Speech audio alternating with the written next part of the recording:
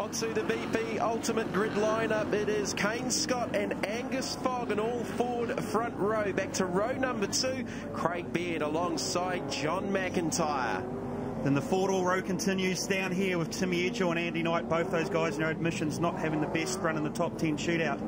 We then go back to Paul Manuel, of course the first Holden, and Eddie Bow recovering from that disastrous round 1 at Pukekohe. As we heard from Andy Booth, a 5th row start alongside Martin Short, who's made the top 10 shootout twice in 2 rounds. A row 6 start for Scott McLaughlin and John Penny. McLaughlin missing the 10 by just 8/100ths of a second. We then move back to Simon Richards and Wade Henshaw, local boy, come back to the championship. We will expect big things from him because we know he can deliver.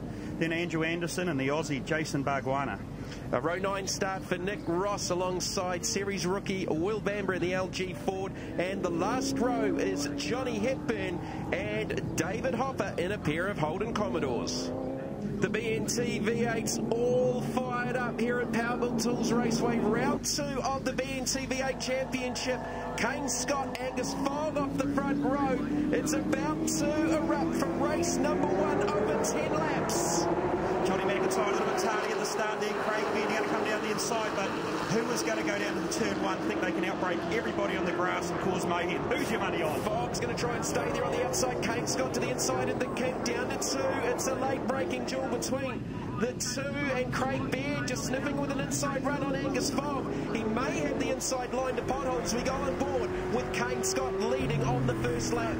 Was Joshua position. They got through turn 1 and 2, which I think is just an absolutely amazing feat because we haven't seen that recently in turn 1. Foggy ran wide though. That's opened up the opportunity for Craig Baird down the inside of the hairpin with Tim Edgell right underneath his rear wing as John McIntyre gets Foggy. A bit of a touch up off the hairpin. You're right, Johnny McIntyre's getting shuffling back here. Here's Andy Knight. Also have a look at McIntyre. Dustin plenty at the back, but nothing of that. So everyone getting through the first half a lap with not too much really going on in the way of major contact on board with Mark Short. So he's got jumped by Wade Henshaw on the first lap in the Easy Way Car Auctions Ford. Craig Baird, he's got ahead of Angus Fogg. Oh, Fogg with big time understeer. He's struggling on this opening lap. Johnny McIntyre's going to benefit here because he'll probably just slot right in behind Angus Fogg and get Timmy Edgell. No, the boys are jostling for position, aren't they? Yeah, Timmy Edgell with a strong start on the opening lap, starting out of position 5. On board with John McIntyre out of the sweeper to complete lap number 1. Andy Knight drops the wheel off just in front as McIntyre's gone down the inside to try and maybe get up the back of Angus Fogg down into 2.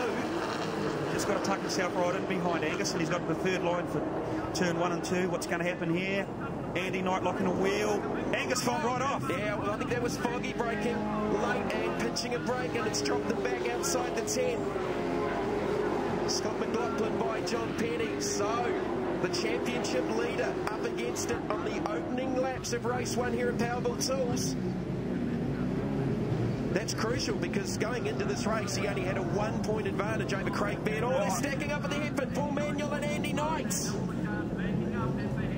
Yeah, John said he dug it down the inside there, picked up probably 9 or 10 places in 1 hit. Lots of damage to the left side of the Century batteries forward. Well, that's undone a good qualifying effort for Andy Knight, and you'd think he will probably have to fit on board here with John McIntyre. So this is Fogg up the inside. You see what happened? He rode the curve. Yeah, rode the curve and just spat him out the other side of the corner. Now, what transpires after this?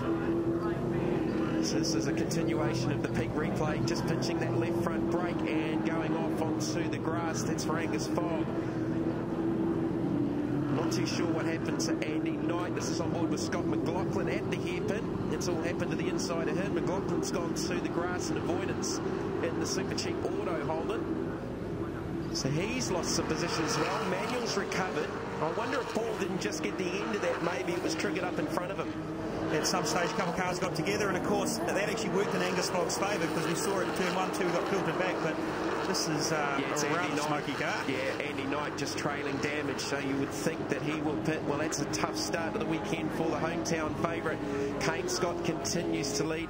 He was so strong in qualifying, and we watched this car on Friday, Mark, at this part of the track, and we thought he was struggling with car balance, but he was driving so hard and had very, very good car speed from the start of the weekend. You could hear the tyres squealing. The car was protesting, wasn't it? But obviously the times are there, so he's doing a sterling job. Eddie Bell up into the 5th position as another wheel gets dropped off the exit puddle. That'll be David Hopper, and another one going around just at the hairpin, and it's Nick Ross in the Total Oils Commodore. So the hairpin's already claimed a couple of victims in race number 1. A big flame out from the exhaust as the car gets fired back up. There's Andy Knight, flat left front tyre. Well, that's a destroyed left front tyre. So there's a lot of damage down the whole side of that race car. Here's another peak replay. This is the Nick Ross incident. Yeah, look, I think he actually done that by himself. Might have come in and just outbroke himself because there wasn't too many cars around him. He was so far out at that stage.